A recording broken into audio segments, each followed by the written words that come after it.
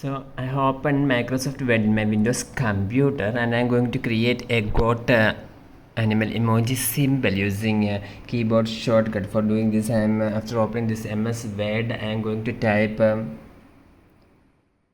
1 F4 1 0.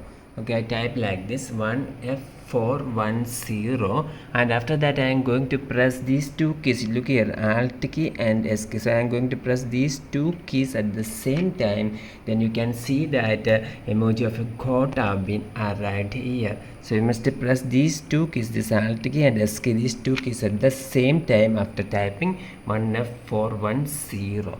So if you press these two keys at the same time, then you can see that this goat symbol have been added. And suppose if you want to select this goat and if you want to change the color, you can do from here. And from here, if suppose I am going to choose this white background, you can see anything. Now again select this, and after that you must go to this test highlight color option, and from here if you choose the green, blue, whatever you want, you can create the symbols like this.